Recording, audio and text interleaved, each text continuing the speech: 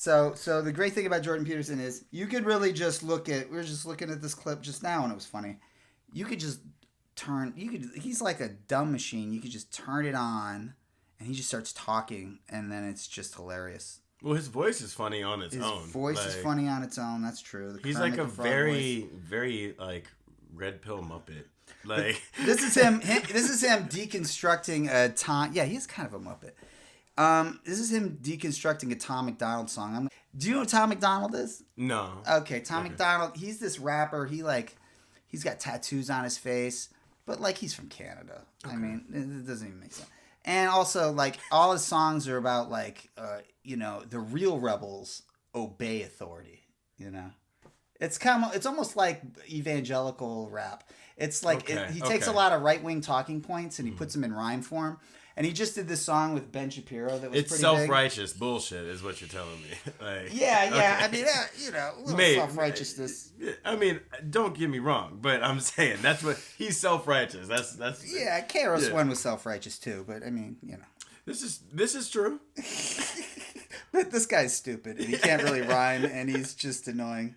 The real rebels obey the rules. Yeah, the real rebels listen to the police when they tell them what to do. The real rebels support our police department. So the flag idea, man, that's a complicated idea.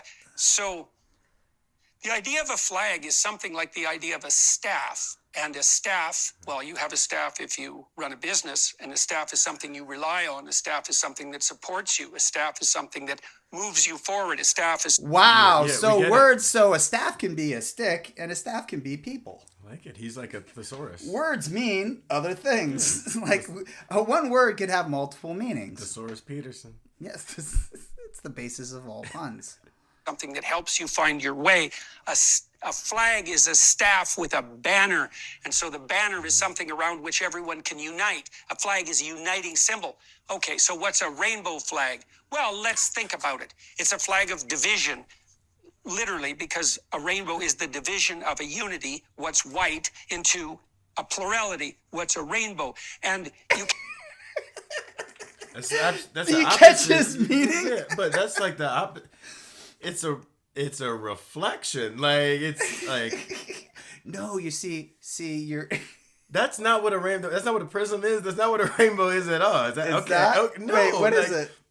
I didn't even know he had the science wrong. No, I thought he was speaking symbolically. Oh, okay. If what he's saying is like scientific, like it is. You're taking inaccurate. Power away from white people, right? And now you're causing chaos. Yeah. But like, wait. What were you gonna say though? Like that's a rainbow. It's like a prism. Like it's when it's reflected. You have regular like white light reflected on the water or like whatever like glass. And then you see all the colors that are actually contained within the original light, but it has to be refracted for your eye to pick it up. It's not division. It's like it's literally it's what's underneath. Yeah, it's deconstructing of what it is. Yeah, that's actually what it is. Yeah, it's just showing you everything. It's showing you that's the white thing is not even one thing. Like that light is not one thing. It's several different. And things. that is why Jordan Peterson is a failed poet. He failed 10th grade fucking physics. Like, he was debating this guy Destiny about climate change, and he's like, "It's impossible to measure the temperature of the ocean." And you're like, "Wait, what?" It's not how. Really? Because I think I could do it right now. I can just drive there and just... Okay. You can't have a unity of plurality. Well, you can in a world where a man can be a woman. You can have a unity of plurality. And I'll tell you, that's the reign of utter chaos. Now, we already pointed out that the reign of utter chaos brings in the psychopaths, the true oppressors, the real victimizers. And like yourself. Yeah. The reign of utter chaos, otherwise known as mad cow disease. I had to get a pun in. This pride flag, what you say? It was utter chaos. Waving, this proclamation, this praying in the streets, this false moralizing is a way of, once again, proclaiming to the world that your compassion is so overwhelming and inclusive that you can love the whole world. And that's fine, except for the snakes. And you can imagine why women do that, because in some ways they want to advertise to men that they're going to be good mothers. Okay, wait. This is the funniest part. I don't disagree with that last little part, because it's just like, okay, you want to be grand about how much you love, but no, nobody likes a housefly, nobody likes a snake, nobody likes a rat. You know what I mean? Like, yeah. But he's nitpicking here because it's like this. He's talking about people's actual intentions versus what's actually possible. Like they're weak. You know what I mean? At a certain point, they're flawed. I'd hate to quote Jennifer Jason Leigh because she don't like Palestinians, but it wasn't her script. It was Fargo, the greatest fucking show last year. I gotta watch. She's debating John Hamm. She's having a conversation with John Hamm, and she's like, "You want freedom, but you don't want responsibility." And there's only one person on the earth who has that, and it's a baby. You're fighting for your right to be a baby. You have a certain responsibility. If you want to have the freedom to go where you want to, that means other people have the freedom to go where they want to, and you have a responsibility in case one of those people goes crazy and starts, I don't know, listening to too much Jordan Peterson and shooting up a school.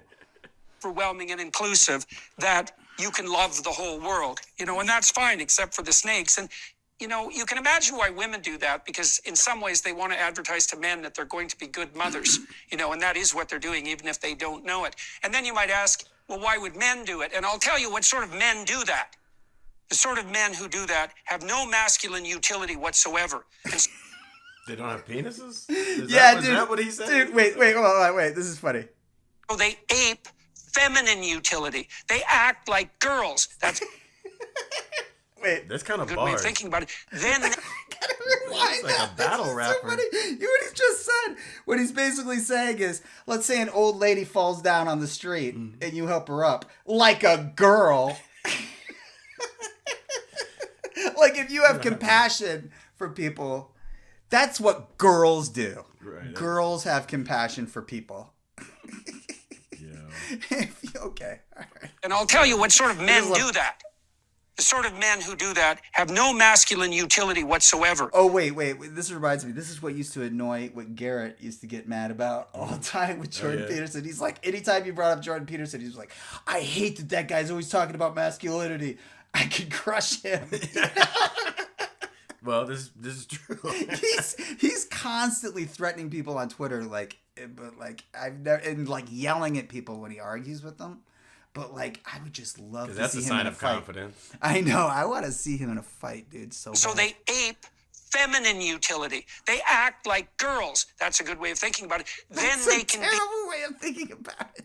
be a friend. Well, hopefully a friend with sexual benefits, right? And so loser men use false compassion pridefully as a way of attracting stupid women. And they're particularly good at doing that if they're psychopathic. And the data on that are very clear because... The data on that is very clear. There's data. There's studies being done on loser men who pretend to be compassionate in order to get pussy. Right. Question 1. Are you a loser? Yep. Okay. Have you ever pretended to be compassionate in order to get laid? Yes, no, maybe. Yes. I totally done that. Do you like stupid women? Because young women, especially naive young women, are much more likely to be sexually victimized by psychopaths and narcissists. And you might ask, well, how will the psychopaths and narcissists close themselves? And the answer is that they're not going to come out with shark teeth on, man, because then you'd know who they were. They're going to tell you how nice they are, how lovely they are, and how they care for everything in the world. It's like you better take that with a grain of salt, because if you don't, you're going to pay for it. So we'll get back to that particular motif as we progress. Sons into thugs and your daughters into hoes. Yeah, that's a great juxtaposition, all of that. So the first thing... That's not what a juxtaposition is.